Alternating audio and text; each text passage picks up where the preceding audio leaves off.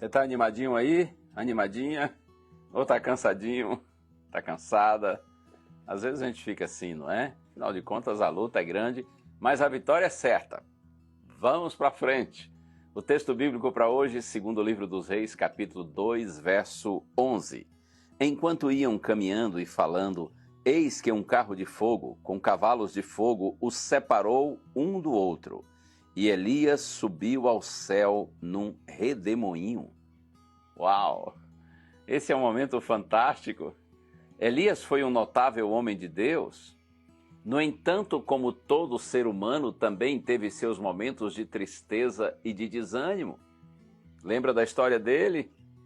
Ao ser perseguido por ser um profeta, ele ficou tão desanimado que ele orou pedindo a Deus para morrer.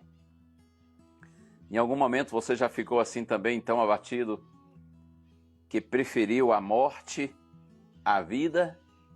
Esse era o sentimento de Elias naquele momento. Mas ele orou a Deus, ora que melhora, e Deus agiu, Deus ouviu sua oração e o confortou, o orientou e o motivou. E Elias seguiu, cumpriu o seu ministério. Depois desse momento de desânimo, o seu ministério tornou-se ainda mais forte, mais efetivo, mais profícuo.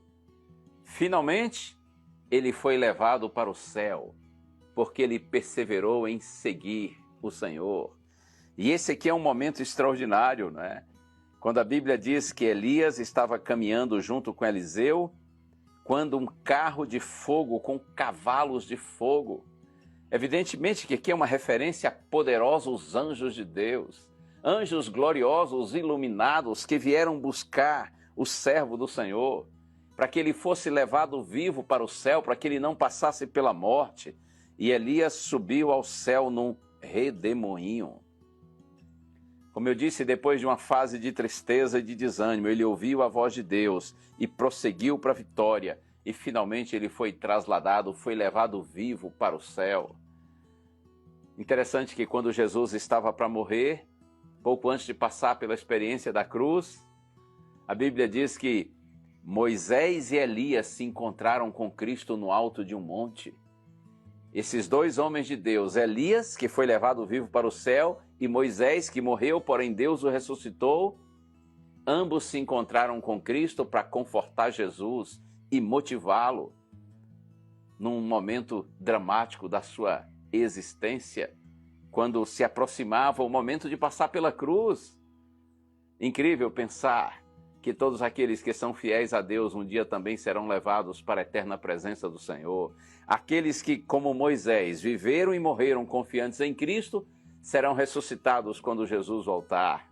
E aqueles que, assim como Elias, permanecerem fiéis e vivos até a volta do Senhor, vivos serão levados para o céu, transformados, como diz o apóstolo Paulo, e levados para a eterna presença do Senhor.